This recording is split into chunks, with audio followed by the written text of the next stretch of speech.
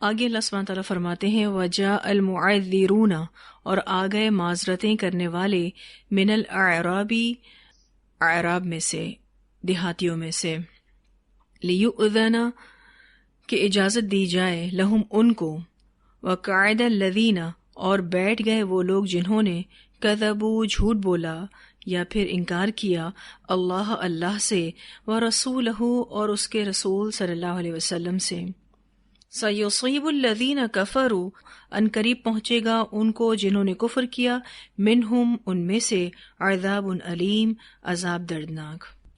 یہاں اس آیت میں مدینہ کے بددوؤں کا ذکر آ رہا ہے، دیہاتیوں کا ذکر آ رہا ہے جو مدینہ سے باہر رہتے تھے، اور انشاءاللہ آپ ان کا ذکر آگے سورہ توبہ کی آیت نمبر 101 میں بھی پڑھیں گے، اور وہاں پر باقاعدہ ان کے درمیان اور مدینہ میں رہنے والے منافقین کے درمیان ڈفرینشیٹ کیا جائے گا، اور وہاں بتایا جائے گا کہ تمہارے آس پاس کے علاقوں میں بھی، یعنی مدینہ کی بارڈر سے باہر یا مدینہ کی بارڈر پر بھی کچھ لوگ ایسے ہیں جو منافقین میں سے ہیں، اور کچھ جو ہے وہ شہر میں بھی منافقین میں سے ہیں، اور یہ سب جو ہے منافق ہیں، اللہ ان کو جانتا ہے لیکن نبی اکرم صلی اللہ علیہ وسلم ان کو نہیں جانتے، تو انشاءاللہ آپ ان کے بارے میں آگے بھی پڑھیں گے۔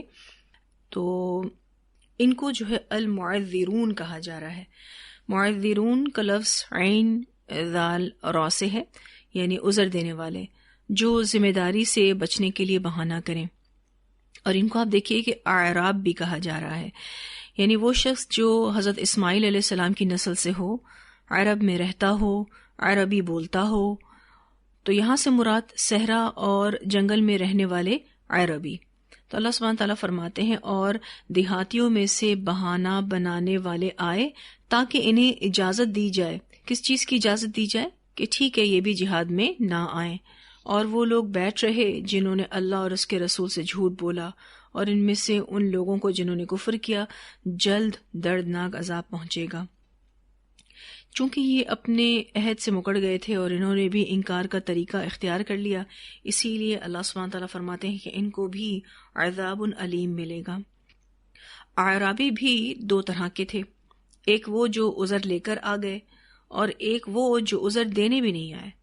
ہوتے نا کچھ لوگ چھٹی کرتے ہیں تو بتا دیتے ہیں کہ جی ہم چھٹی کریں گے، وہ بھی ٹھیک نہیں ہوتا اگر بغیر کسی شرعی عذر کے ہو، اور کچھ لوگ ایسے ہوتے ہیں جو چھٹی کر جاتے ہیں لیکن وہ بتانا بھی پسند نہیں کرتے، یعنی وہ اتنا بھی انفارم نہیں کرتے کہ ہم چھٹی کیوں کر رہے ہیں۔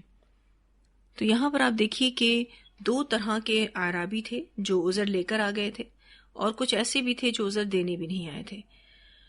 تو اللہ سبحانہ تعالیٰ فرماتے ہیں کہ ان کافروں کو جلد ہی دردناک عذاب پہنچے گا۔ لیسا نہیں ہے علی الضعفاء کمزوروں پر، ولا علی المرضى اور نہ مریضوں پر، ولا اور نہ علی الذین ان لوگوں پر جو لا یجدون نہیں وہ پاتے ما ينفقون جو وہ خرچ کریں، حرج کوئی تنگی، یعنی ان کو پیچھے رہنے میں کوئی گناہ نہیں ملے گا۔ حرج سے مراد گناہ ہے۔ تو یہاں اللہ سبحانہ تعالیٰ فرماتے ہیں کہ یہ ایک دوسرا گروہ ہے جو حقیقی معذور ہے۔ اللہ سبحانہ تعالیٰ ان کمزوروں، ان مریضوں اور ایسے لوگوں پر جن کے پاس خرچ کرنے کے لیے پیسہ نہیں ہے، جہاد میں پیچھے رہنے میں کوئی گناہ نہیں دے گا۔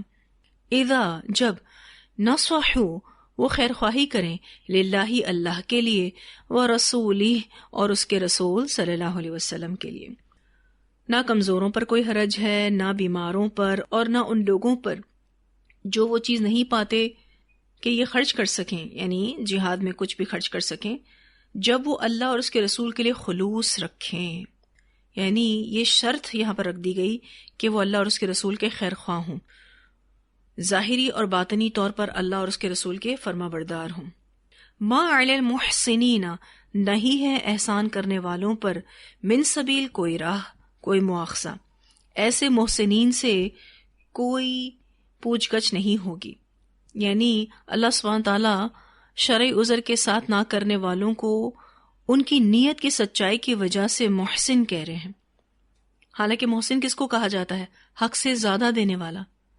اور یہاں آپ ان لوگوں کو دیکھیں کہ یہ کچھ بھی نہیں کر پا رہے، معذور ہیں یا پھر اتنے غریب ہیں کہ کوئی بھی خرچ نہیں کر پاتے اور ان کو شرع عذر نے روک رکھا ہے، تو بھی اللہ تعالیٰ ان کو محسن کہہ رہے ہیں۔ اللہ سبحانہ تعالیٰ فرماتے ہیں واللہ غفور الرحیم، اور اللہ غفور الرحیم ہے ان کے لیے جن کے دلوں میں خیر خواہی ہے۔ اللہ ایسے لوگوں کے لیے غفور الرحیم ہے۔ تو اس آیت میں ان لوگوں کا تذکرہ ہے جو واقعی معذور تھے اور ان کا عذر بھی واضح تھا۔ سب سے پہلے تو وہ جو ضعیف اور ناتواں تھے، یعنی بوڑھے قسم کے لوگ یا پھر بچے، عورتیں، کمزور لوگ جو جہاد میں جانے کے قابل ہی نہ تھے۔ دوسرے وہ جو معذور تھے، کسی بیماری کی وجہ سے جہاد نہیں کر سکتے تھے، جیسے کہ کوئی اندھا ہو، لنگڑا ہو، اپاہج ہو، بیمار ہو، یا پھر بیمار کا تیماردار ہو، پیشنٹ اٹینڈنٹ ہوتے ہیں جو پیشنٹ کی خدمت کر رہے ہوتے ہیں۔ مثلا حضرت عثمان رضی اللہ تعالیٰ عنہ بدر کی جنگ میں شامل نہیں ہو سکے تھے۔ رسول اللہ صلی اللہ علیہ وسلم کی بیٹی حضرت رقیہ جو ان کے نکاح میں تھیں، سخت بیمار تھیں، اور ہم سب جانتے ہیں کہ جب جہاد سے رسول اللہ صلی اللہ علیہ وسلم واپس آئے تو ان کی بیٹی کا انتقال بھی ہو گیا تھا اور کفن دفن بھی ہو چکا تھا۔ تو حضرت عثمان یوں تو صحت مند تھے، لیکن وہ اپنی بیوی جو سخت بیمار تھیں ان کے تیماردار تھے، ان کے خدمت گار تھے۔ تو ایسے لوگ بھی معذوروں میں آ جاتے ہیں، یعنی ان کے پاس شرعی عذر ہوتا ہے۔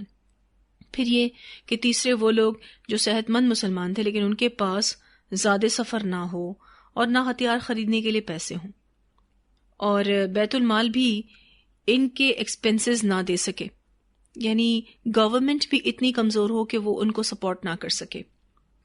لیکن اللہ تعالیٰ نے ان سب کے لیے شرط لگائی ہے کہ وہ اللہ اور اس کے رسول کے لیے مخلص ہوں۔ یہاں اگر آپ ٹیکسٹ دیکھیں تو اذا نصحوا للہ ورسولہ، یعنی یہ اللہ اور اس کے رسول کے لیے مخلص ہوں، مسلمانوں میں خوف اور دہشت نہ پھیلائیں، ایون مجاہدین کو غذا پہنچائیں، اور ان مجاہدین کی عدم موجودگی میں ان کی فیملی کو سپورٹ کرنے والے ہوں، ان کی فیملی کی دیکھ بھال کرنے والے ہوں اور ان کی ضرورتیں پوری کرنے والے ہوں۔ اس کے ساتھ ساتھ ان کے دل میں جہاد کی تڑپ ہو، وہ مجاہدین سے محبت کرنے والے ہوں۔ تو اللہ سبحانہ تعالیٰ فرماتے ہیں پھر ان کے نہ جانے پر ان کو کوئی گناہ نہیں ملے گا، ان کے نہ جانے پر ان سے کوئی پوچھ گچھ نہیں، کوئی مواخذہ نہیں، بلکہ اللہ تعالیٰ ان کے لیے غفور الرحیم ہے۔ تو یہاں آپ دیکھیے کہ ان مومنین کا ذکر ہے جو معذور تھے، اور ایک روایت میں آتا ہے سیدنا سعد بن ابی وقاص رضی اللہ تعالیٰ عنہ بیان کرتے ہیں کہ رسول اللہ صلی اللہ علیہ وسلم نے فرمایا، میدان جہاد میں تمہیں دشمنوں پر جو غلبہ حاصل ہوتا ہے، جو مدد کی جاتی ہے یا جو تمہیں رزق دیا جاتا ہے، وہ تمہیں تمہارے ضعفاء اور کمزوروں ہی کی وجہ سے ملتا ہے۔ اسے بخاری نے روایت کیا ہے۔ یعنی اللہ تعالیٰ مجاہدین کی جو مدد کرتا ہے وہ کمزوروں کی وجہ سے کرتا ہے۔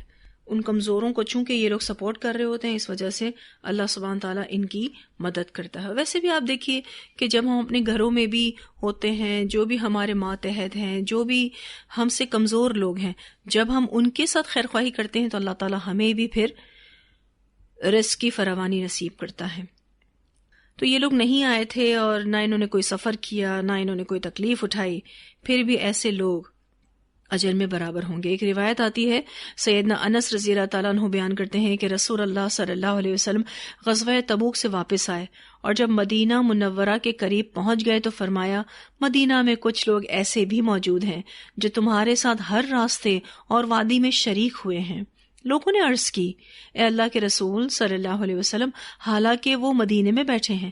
فرمایا، وہ مدینہ منورہ ہی میں ہے مگر عذر کی وجہ سے تمہارے ساتھ نہ نکل سکے تھے۔ اسے بخاری نے روایت کیا ہے۔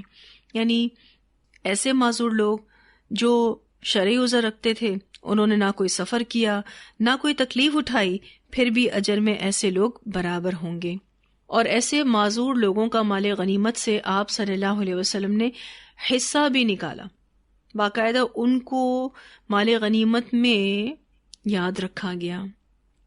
پھر اللہ سبحانہ تعالیٰ فرماتے ہیں، وَلَا عَلَى الَّذِينَ، اور نہ ان لوگوں پر، اذا جب ما اتوکا وہ آئیں آپ صلی اللہ علیہ وسلم کے پاس، لِتَحْمِلَهُمْ، تاکہ آپ صلی اللہ علیہ وسلم سواری دیں ان کو. قلتا، آپ صلی اللہ علیہ وسلم نے کہا، لا اجد، نہیں میں پاتا، ما احملکم، جس پر میں سوار کروں تم کو، علیہ، اس پر. تولوا، وہ پلٹتے ہیں، وَأَعْيُنُهُمْ، اس حال میں کہ ان کی آنکھیں، تفیض، بہہ رہی تھیں، من الدمع، آنسوؤں سے، حزناً، غم سے، یعنی غم کی وجہ سے. چونکہ وہ نیکی کے کام سے محروم ہو گئے تو اس پر یہ روتے تھے. اللہ کے نہیں، یجدو، وہ پاتے، ما ينفقون، جو وہ خرچ کر سکیں. تو ایسے لوگوں پر بھی کوئی حرج نہیں، کوئی گناہ نہیں. جب وہ آپ صلی اللہ علیہ وسلم کے پاس آئے ہیں تاکہ ان کو سواری دی جائے، تو آپ صلی اللہ علیہ وسلم نے فرمایا کہ میرے پاس تو کوئی ایسی چیز نہیں جس پر میں تمہیں سوار کر سکوں، یعنی میرے پاس کوئی ایسی سواری نہیں جس پر میں تم کو سوار کر سکوں. تو ان کی حالت کیا ہوتی ہے؟ جب واپس جا رہے ہوتے ہیں تو ان کی آنکھیں آنسوؤں سے بہہ رہی ہوتی ہیں، اس غم سے کہ وہ نہیں پاتے جو وہ خرچ کر سکیں. یہ مسلمانوں کے ایک دوسرے گروہ کا ذکر ہے جن کے پاس اپنی سواریاں بھی نہیں تھیں، وہی مالی اعتبار سے کمزور لوگ.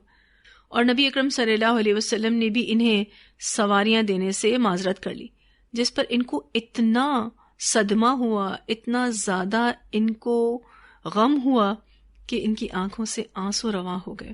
ہوتے ہیں کچھ لوگ کہ جن کو نیکی کا موقع نہ ملے تو روتے ہیں اس پر، وہ چاہتے ہیں کہ آئیں اللہ کے راستے میں، لیکن جب نہیں آ سکتے تو ان کی آنکھیں بہتی ہیں. تو اللہ تعالیٰ تو دلوں کے حال جانتا ہے نا. اللہ سبحانہ تعالیٰ کو سب پتا ہے کہ کون آ کر بھی منافقت کرتا ہے اور کون نہ آ کر بھی مخلص مومن ہے. دلوں کے حال اللہ سبحانہ تعالیٰ جانتے ہیں. ان کا آنکھوں سے آنسو نکلنا کس بات کی علامت تھی؟ کہ ان کو افسوس ہو رہا تھا کہ ہم نہیں جا سکتے، ہم اتنے مجبور ہیں کہ چاہتے ہوئے بھی نہیں جا سکتے. تبوک کا سفر اتنا دور کا تھا کہ پیدل کوئی نہیں جا سکتا تھا، لازمی طور پر اس کو سواری چاہیے تھی. یہ اور بات تھی کہ ایک سواری کو بہت سارے لوگ شیئر کر رہے تھے، 2-3 لوگ شیئر کر رہے تھے ایک سواری کو، لیکن تھوڑی دیر ہی کوئی پیدل چل سکتا تھا. گرمی کا اتنا موسم تھا، صحرا میں چلنا تھا، کوئی آسان ٹریولنگ تو نہیں تھی، تو لازمی طور پر ان کو سواری چاہیے تھی. یہ مخلص مسلمان بھی بہت معقول عذر رکھتے تھے، اور اللہ سبحانہ تعالیٰ جو ظاہر اور باطن سے باخبر ہے، اللہ نے ان کو جہاد سے مستثنا کر دیا. اور یہاں جو تفیدو کا لفظ ہے نا، فا یا ضاد سے ہے، کسی چیز کا آسانی سے جاری ہونا یا اوور فلو ہو جانا، یا پھر کسی چیز کا کناروں سے باہر آنا، مراد آنسوؤں کا بہنا. اور یہاں پر ان کے آنسوؤں کے بہنے کی وجہ بھی بتائی گئی ہے، حزناً، غم کی وجہ سے. بہت زیادہ یہ اس چیز کو فیل کر رہے تھے کہ ہم صرف اور صرف سواری نہ ہونے کی وجہ سے نہیں جا سک رہے. اس بارے میں ایک روایت آتی ہے، سیدنا ابو موسیٰ رضی اللہ تعالیٰ عنہ بیان کرتے ہیں کہ سفر تبوک کے اخراجات اور سواری نہ رکھنے والے میرے دوستوں نے مجھے رسول اللہ صلی اللہ علیہ وسلم کے پاس سواری مانگنے کے لیے بھیجا. میں نے کہا، اے اللہ کے رسول صلی اللہ علیہ وسلم، مجھے میرے دوستوں نے آپ کے پاس بھیجا ہے تاکہ آپ انہیں کوئی سواری دیں. تو آپ صلی اللہ علیہ وسلم نے فرمایا، واللہ میں تمہیں کوئی سواری نہیں دوں گا. دراصل میں ایسے وقت میں حاضر ہوا تھا کہ جب رسول اللہ صلی اللہ علیہ وسلم غصے میں تھے. آپ صلی اللہ علیہ وسلم ان منافقین کی وجہ سے بہت زیادہ غصے میں تھے، اور obviously ایک بہت بڑا ٹاسک نبی اکرم صلی اللہ علیہ وسلم کے سامنے تھا، اور ظاہر ہے اس کی تیاریاں نبی اکرم صلی اللہ علیہ وسلم کر رہے تھے. اور پھر اس حال میں منافقین کی منافقت، یعنی obviously آپ صلی اللہ علیہ وسلم کافی ڈپریشن میں تھے اور پریشان تھے. اس میں جو ہے وہ یہ صحابی یہ ریکویسٹ لے کر پہنچے تو آپ صلی اللہ علیہ وسلم نے یہ کہہ دیا، واللہ میں تمہیں کوئی سواری نہیں دوں گا. اور obviously آپ صلی اللہ علیہ وسلم کے پاس تھی بھی نہیں، مگر مجھے کچھ علم نہ تھا. میں سخت غمزدہ ہو کر اپنے ساتھیوں کے پاس پہنچا اور ساری بات ان کو بتا دی. مجھے 2 غم لگے ہوئے تھے، ایک تو یہ کہ ہمیں سواری نہیں ملی، دوسرا یہ کہ کہیں رسول اللہ صلی اللہ علیہ وسلم مجھ پر کسی وجہ سے ناراض ہی نہ ہوں. واپس آئے ہوئے مجھے تھوڑی ہی دیر ہوئی تھی کہ میں نے سنا بلال رضی اللہ تعالیٰ عنہ مجھے آوازیں دے رہے تھے، کہنے لگے رسول اللہ صلی اللہ علیہ وسلم آپ کو بلا رہے ہیں، میرے ساتھ چلو. میں حاضر خدمت ہوا تو نبی اکرم صلی اللہ علیہ وسلم نے فرمایا ان اونٹوں میں سے 6 اونٹ لے لو اور اپنے ساتھیوں سے جا کر کہو کہ یہ اللہ تعالیٰ نے یا آپ صلی اللہ علیہ وسلم نے فرمایا کہ اللہ کے رسول صلی اللہ علیہ وسلم نے سواری کے لیے تمہیں دیے ہیں، انہیں کام میں لاؤ۔ اسے بخاری نے روایت کیا ہے۔ آپ سوچیں یہ کتنا خوش ہوئے ہوں گے۔ پہلے پتا چلا تھا کہ نہیں جا سکتے، پھر جب ان کو اس بات کا پتا چلا کہ جا سکتے ہیں تو یہ اتنے خوش ہوئے کہ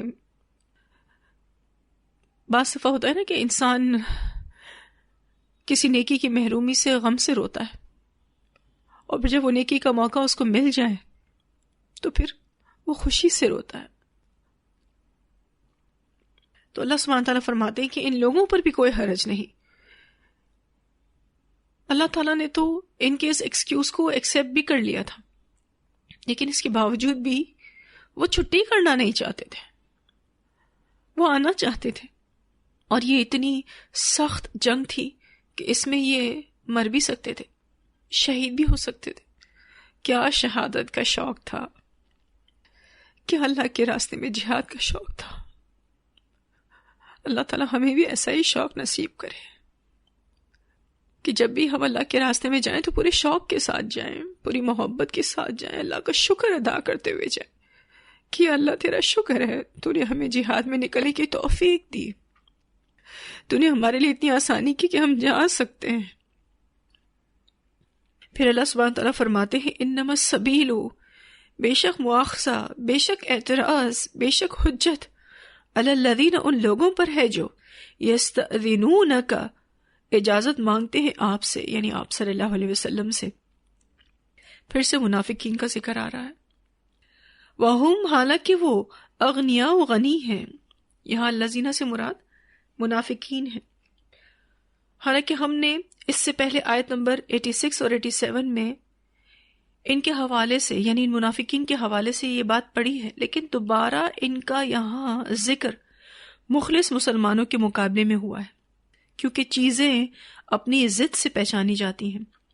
یعنی جب کسی بھی چیز کو اچھے سے جاننا اور پہچاننا ہو تو اس کی اپوزٹ کو دیکھ لیں تو وہ بہت اچھے سے کلیئر ہو جاتی ہے۔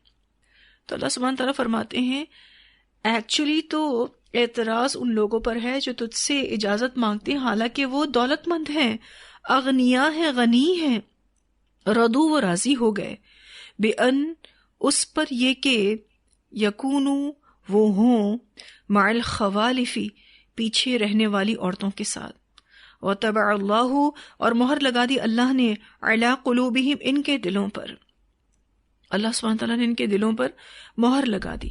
طبع کہتے ہیں کسی چیز کا انتہا تک پہنچنا، اور مہر کب لگتی ہے؟ جب دین ہم سے کسی قربانی کا تقاضا کرتا ہے اور ہم اس کو اگنور کرتے ہیں، اور جب ہم بار بار ایسا کرتے ہیں تو اللہ تعالیٰ توفیق لے لیتے ہیں۔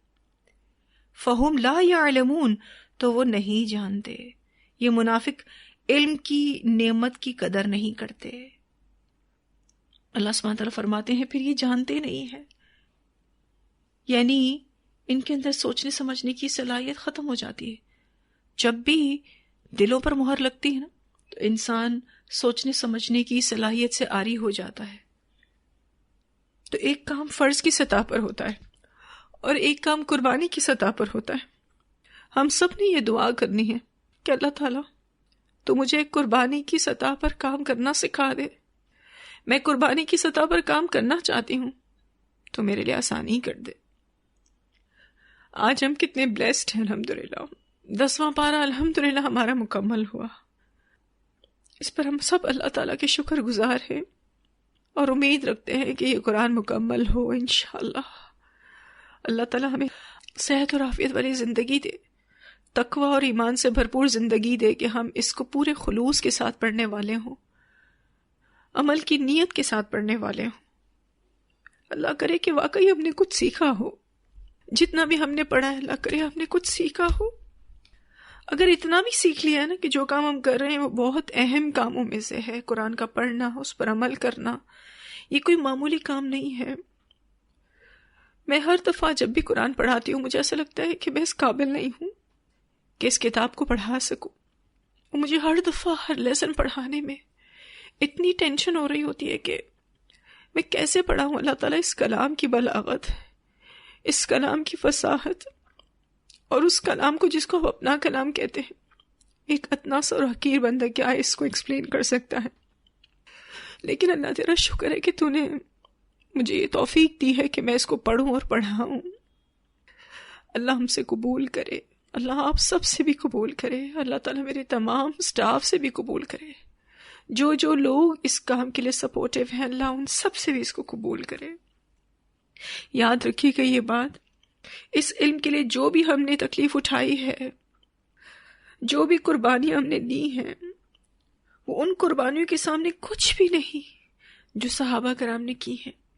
لیکن ہم چاہتے کیا ہیں کہ ہمیں صحابہ کرام جیسا مقام ملے، ان جیسی جنت ملے، پر ہمارے کام اس درجے کے نہیں ہیں. ہمارا خلوص اکثر ڈگمگا جاتا ہے، ہمارا ایمان اکثر ناقص ہو جاتا ہے، ہم اکثر دنیا میں پڑ جاتے ہیں.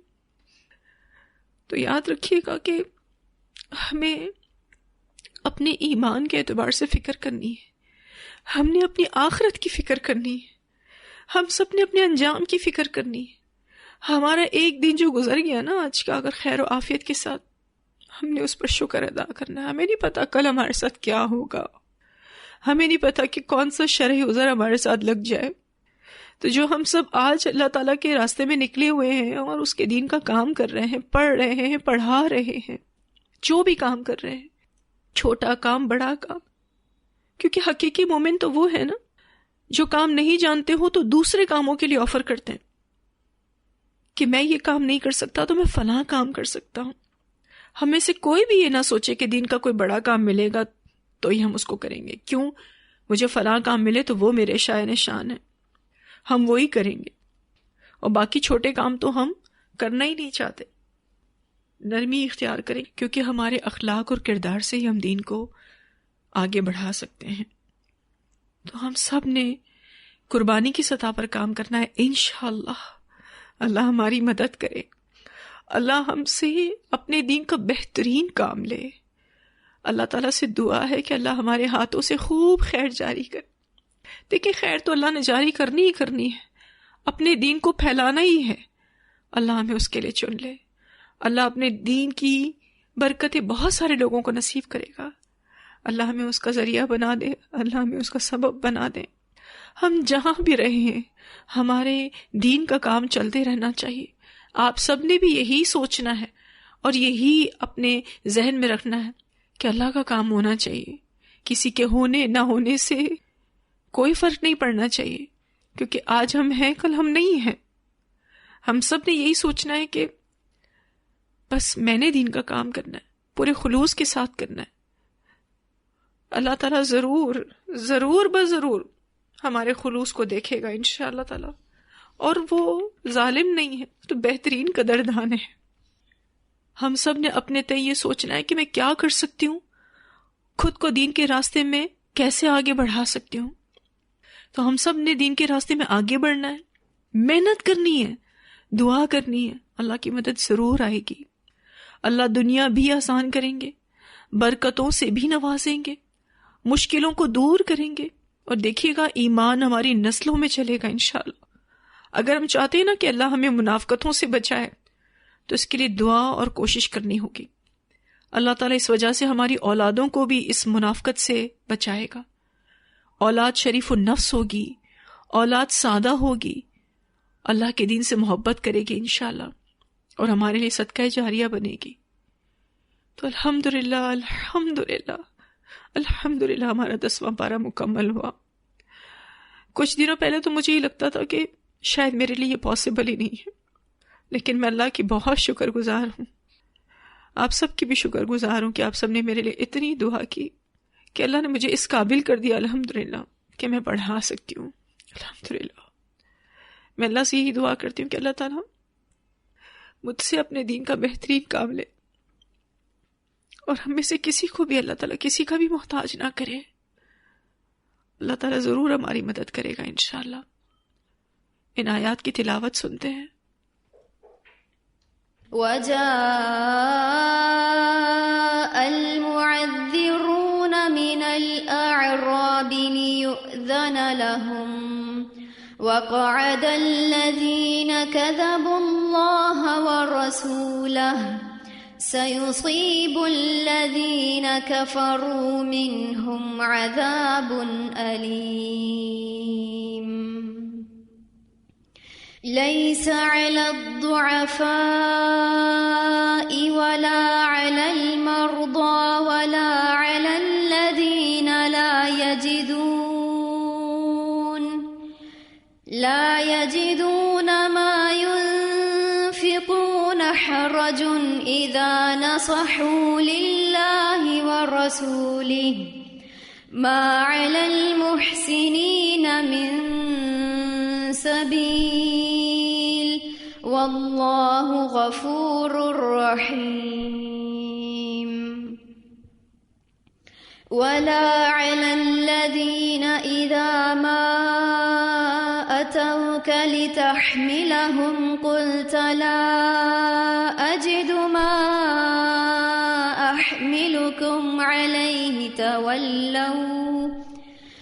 تولوا وأعينهم تفيض من الدمع حزنا ألا يجدوا ما ينفقون إنما السبيل على الذين يستأذنونك وهم أغنياء رضوا بأن يكونوا مع الخوالف وطبع الله على قلوبهم فهم لا يعلمون. یہاں جو آخر کی آیات میں ہم نے پڑھا کہ جو لوگ واقعی شرعی عذر رکھتے تھے ان کو اللہ سبحانہ تعالیٰ نے جہاد سے مستثنا قرار دے دیا تھا، لیکن صحابہ کرام کا معاملہ ایسا تھا کہ اگر ان کے ساتھ کوئی شرعی عذر بھی تھا تو بھی وہ جہاد میں جانے کا شوق رکھتے تھے. جیسے کہ عبداللہ بن ام مکتوم رضی اللہ تعالیٰ عنہ اندھے تھے، پھر بھی رسول اللہ صلی اللہ علیہ وسلم کے پاس آئے تھے اور انہوں نے کہا تھا کہ میں جہاد میں جانا چاہتا ہوں، آپ صرف مجھے علم دے دیں، جھنڈا دے دیں، میں ایک جگہ کھڑا رہ جاؤں گا. یعنی میں اگر اس طرح سے بھی جہاد میں آ جاؤں تو بھی میں خوش نصیب ہوں گا، اور چونکہ میں اندھا ہوں تو میرے ادھر ادھر جانے کا بھی کوئی ڈر نہیں ہے. اسی طرح سے ایک اور صحابی عمر بن جموح رضی اللہ تعالیٰ عنہ لنگڑے تھے. پھر اللہ کے رسول صلی اللہ علیہ وسلم نے کہا کہ آپ کو اللہ نے معذور رکھا ہے، اللہ تعالیٰ نے آپ کو جہاد سے مستثنا قرار دے دیا ہے، پریشان نہ ہو. تو کہنے لگی کہ میں اس لنگڑے پن سے ہی جنت میں جانا چاہتا ہوں. اللہ تعالیٰ نے تو ان کو چھٹی دے دی تھی لیکن پھر بھی یہ چھٹی کرنا نہیں چاہتے تھے. کیسا ایمان تھا، کیسا یقین تھا. آپ دیکھیے کہ یقین اور ایمان اللہ کے راستے میں موٹیویشن ہے، بہترین محرک ہے. جب ہمارا ایمان محفوظ ہوگا، جب ہمارے اندر یقین کی کیفیات ہوں گی کہ ہم جو بھی اللہ کے راستے میں کریں گے اللہ ہمیں اس کا بھرپور اجر دینے والا ہے دنیا والآخرہ، تو ہم ضرور بضرور چلتے رہیں گے. ہمیں کسی دھکوں کی ضرورت نہیں ہوگی، ہم اپنے آپ میں متحرک لوگ ہوں گے، ہمیں کسی موٹیویشن کی ضرورت نہیں ہوگی. ہم اپنے آپ میں ایک ماحول ہوں گے، ہم خود اپنے لیے ایک موٹیویشن ہوں گے انشاءاللہ. ایک اور تلاوت سنتے ہیں آیات کی. وجاء المعذرون من الأعراب ليؤذن لهم وقعد الذين كذبوا الله ورسوله سيصيب الذين كفروا منهم عذاب أليم ليس على الضعفاء ولا على المرضى ولا على الذين لا يجدون ما ينفقون حرج إذا نصحوا لله ورسوله ما على المحسنين من سبيل والله غفور رحيم ولا على الذين إذا ما أتوك لتحملهم قلت لا أجد ما أحملكم عليه تولوا وأعينهم تفيض من الدمع حزنا ألا يجدوا ما ينفقون إنما السبيل على الذين يستأذنونك وهم أغنياء رضوا بأن يكونوا مع الخوالف وطبع الله على قلوبهم فهم لا يعلمون. جی الحمدللہ 10 پارہ ماشاءاللہ لا قوت الا باللہ مکمل ہوا. اللہ سبحانہ تعالیٰ آپ سب کو مبارک کرے. اور قرآن پاک میں سورہ یونس میں اللہ سبحانہ تعالیٰ فرماتے ہیں قل بفضل اللہ وبرحمتہ فبذلک فلیفرحوا هو خیر مما یجمعون. آپ کہہ دیجیے اللہ کے فضل سے اور اس کی رحمت سے ہے، بس تمہیں چاہیے کہ تم خوشیاں مناؤ، کیونکہ یہ بہتر ہے اس سے جو لوگ جمع کر رہے ہیں. جو چیز آپ پڑھ رہے ہیں، جو چیز آپ عمل میں لا رہے ہیں، اور جو خزانہ آپ سمیٹ رہے ہیں، یہ ہر اس چیز سے بہتر ہے جس کو لوگ جمع کر رہے ہیں. اللہ سبحانہ تعالیٰ میرا پڑھانا، آپ سب کا پڑھنا، سٹاف کا مختلف کام کرنا اور دین کے اس کام کو سپورٹ کرنا، اللہ تعالیٰ ہم سب کا جو بھی کام ہے اس کو قبول فرمائے، اور اللہ تعالیٰ ہم سب کا پڑھنا اور پڑھانا قبول فرمائے. اللہ تعالیٰ ہم سب سے راضی ہو جائے اور آگے بھی بہترین کام کرنے کی توفیق عطا فرمائے انشاءاللہ تعالیٰ. اللہ سبحانہ تعالیٰ سے جب بھی ہم مانگتے ہیں، دعا کرتے ہیں، تو اللہ تعالیٰ دعاؤں کے سننے والے ہیں، اس کو قبول کرنے والے ہیں. اللہ سبحانہ تعالیٰ لازمی طور پر اپنے بندوں کو پھر خوب نوازنے والا ہے. اللہ تعالیٰ کو تو بس موقع چاہیے کہ وہ اپنے بندے کو نوازے. اللہ تعالیٰ سے امید ہے کہ انشاءاللہ اللہ ہماری دنیا بھی اچھی کرے گا اور آخرت بھی اچھی کرے گا، اور ہم سب کو اللہ تعالیٰ حسن خاتمہ نصیب کرے گا انشاءاللہ. تو اللہ سبحانہ تعالیٰ ہم سب کو بہترین عمل کرنے کی توفیق عطا فرمائے. الحمدللہ ہمارا یہاں لیسن بھی مکمل ہوا اور پارہ بھی مکمل ہوا. آپ سب نے سجدہ شکر ادا کرنا ہے انشاءاللہ. اللہ تعالیٰ کا بھرپور شکر ادا کریں، کیونکہ اللہ سبحانہ تعالیٰ فرماتے ہیں کہ تم جتنا بھی شکر ادا کرو گے اللہ تعالیٰ تمہیں اور عطا کرے گا. اگر تم شکر ادا کرو گے تو مزید نعمتوں میں اضافہ ہوگا. اور 11واں پارہ پورے جوش و خروش کے ساتھ اور بہترین موٹیویشن کے ساتھ شروع کرنا ہے کہ اللہ تعالیٰ ہم تیرا شکر ادا کرتے ہیں، تو ہمیں توفیق دے کہ ہم قرآن کا بقیہ حصہ بھی اتنے ہی شوق اور ذوق سے پڑھنے والے ہوں، عمل کی نیت سے پڑھنے والے ہوں. اللہ سبحانہ تعالیٰ ہم سب کو کامیاب کرے دنیا والآخرہ، دنیا اور آخرت کی بھلائیاں نصیب کرے. اور میری دعا ہے اللہ آپ سب سے راضی ہو. میں تمام سٹاف کی بھی شکر گزار ہوں اور تمام سٹوڈنٹس کی بھی بہت زیادہ شکر گزار ہوں کہ میری غیر موجودگی میں بھی وہ الحمدللہ بھرپور طریقے سے کام کر رہے ہیں. اللہ تعالیٰ آپ سب کے خلوص کو جانتا ہے، اللہ سبحانہ تعالیٰ آپ کی سچی نیتوں کو جانتا ہے. اللہ تعالیٰ ضرور بضرور آپ کو اس کا اجر عظیم عطا کرے گا انشاءاللہ. تو ہم اب یہاں پر اپنی کلاس کو ختم کرتے ہیں. وآخر دعوانا الحمد للہ رب العالمین. ربنا تقبل منا انک انت السمیع العلیم وتب علینا انک انت التواب الرحیم. سبحانک اللہم وبحمدک نشہد ان لا الہ الا انت نستغفرک ونتوب الیک. السلام علیکم ورحمۃ اللہ وبرکاتہ.